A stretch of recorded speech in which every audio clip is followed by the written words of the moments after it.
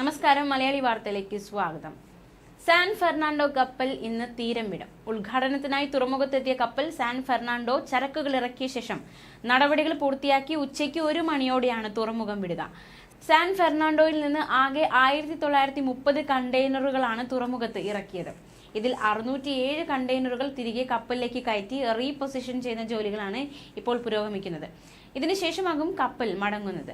Trial റണ്ണായതിനാൽ വളരെ സാവകാശമായിരുന്നു കണ്ടെയ്നറുകൾ ഇറക്കിയതും കയറ്റിയതും. വ്യാഴാഴ്ചയാണ് കപ്പൽ വിഴിഞ്ഞത്തെത്തിയത്. വിഴിഞ്ഞം തുറമുഖത്തേക്ക് രണ്ടാമത്തെ ചരക്ക് കപ്പലും എത്തി എന്ന വിവരം കൂടി പുറത്തു വരുന്നുണ്ട്. അതിന്റെ വിശദാംശങ്ങൾ കൂടി നോക്കാം. മറീൻ അസർ എന്ന ഫീഡർ കപ്പലാണ് കൊളംബോയിൽ നിന്ന് വിഴിഞ്ഞത്തേക്ക് എത്തിയത്. കപ്പൽ തുറമുഖത്തിന്റെ പുറം കടലിലെത്തി. വിഴിഞ്ഞത്ത് ആദ്യമെത്തിയ സാൻ ഫെർണാണ്ടോ കപ്പൽ മടങ്ങിയതിനു ശേഷമായിരിക്കും മറീൻ അസറിന് ബർത്തിങ് അനുവദിക്കുക. വിഴിഞ്ഞം തുറമുഖത്തിന്റെ ട്രയൽ റൺ ഉദ്ഘാടനം കഴിഞ്ഞ വെള്ളിയാഴ്ചയാണ് നടന്നത്. മുഖ്യമന്ത്രി പിണറായി വിജയനായിരുന്നു നിർവഹിച്ചത്. കേന്ദ്രമന്ത്രി അടക്കം ചടങ്ങിൽ സന്നിഹിതരായിരുന്നു. ട്രയൽ റൺ പുരോഗമിക്കുന്ന വിഴിഞ്ഞം തുറമുഖത്ത് ഇന്ന് രണ്ടാമത്തെ ചരക്ക് കപ്പൽ കൂടി എത്തുകയാണ്. മറീൻ അസർ എന്ന ഫീഡർ കപ്പലാണ് കൊളംബോയിൽ നിന്ന് വിഴിഞ്ഞത്തേക്ക് എത്തുന്നത്. എന്തായാലും ഇന്ന് ഉച്ചയ്ക്ക് 1 മണിയോടെ സാൻ ഫെർണാണ്ടോ കപ്പൽ തുറമുഖം വിടും.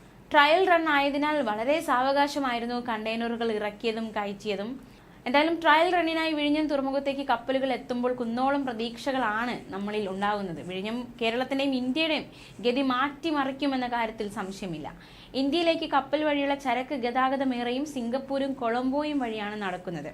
കൂറ്റൻ ചരക്കുകൾ അവിടെ നിന്ന് ഫീഡർ കപ്പലിലൂടെ രാജ്യത്തേക്ക് എത്തിക്കുന്നത് വഴിയുള്ള സമയനഷ്ടവും ധനനഷ്ടവും ഇനി ഉണ്ടാകില്ല എന്നതും ഏറ്റവും സവിശേഷമായ കാര്യം തന്നെയാണ്. വിഴിഞ്ഞത്ത് മദർഷിപ്പുകൾ നേരിട്ടെത്തും. വിഴിഞ്ഞം വഴി ചരക്കുകൾ മറ്റിടങ്ങളിലേക്ക് പോകും. അന്താരാഷ്ട്ര കപ്പൽ ചാലിന് അടുത്ത ആഴക്കടൽ ട്രാൻസ്ഷിപ്മെന്റ് തുറമുഖമായ വിഴിഞ്ഞം തുറമുഖ സർക്യൂട്ടിലെ നിർണായക കേന്ദ്രമായി മാറും. ആദ്യഘട്ട കമ്മീഷൻ പൂർത്തിയാകുന്ന ഈ വർഷം തന്നെ അടുത്ത ഘട്ടവും തുടങ്ങും. അദാനി പൂർണ്ണമായും പണം മുടക്കുന്ന രണ്ടാം ഘട്ടം 2028 തീർക്കും. 4 വർഷം കൊണ്ട് 9600 കോടിയുടെ നിക്ഷേപമാണ് കേരള തീരത്തേക്ക് വരുന്നത്. പക്ഷേ റോഡ് റെയിൽ കണക്ടിവിറ്റിയിൽ എന്തെങ്കിലും പ്രശ്നമുണ്ടാകുമോ എന്നൊരു ആശങ്ക ഉണ്ട്. സ്ഥലം ഏറ്റെടുക്കലും വലിയൊരു വെല്ലുവിളിയായി മുന്നിൽ തന്നെ നിൽപ്പുണ്ട്. തുറമുഖം മുന്നിൽ കണ്ടുള്ള റിംഗ് റോഡ് പദ്ധതികളും ഒന്നുമായിട്ടില്ല എന്നതും മറ്റൊരു യാഥാർത്ഥ്യമാണ്. കമ്മീഷൻ ചെയ്ത് 15ാം വർഷം മുതൽ ലാഭം എന്നാണ് നിലവിലെ കണക്ക്. വളരെ വൈകിയെങ്കിലും ഒടുവിൽ കപ്പലെത്തുമ്പോൾ ബാക്കി പ്രതിസന്ധികളും മറികടന്നുള്ള ഒരു മുന്നേറ്റം, അതിനു വേണ്ടിയിട്ടുള്ള പ്രതീക്ഷയോടെയാണ് ഇനി ഏവരും കാത്തിരിക്കുന്നത്.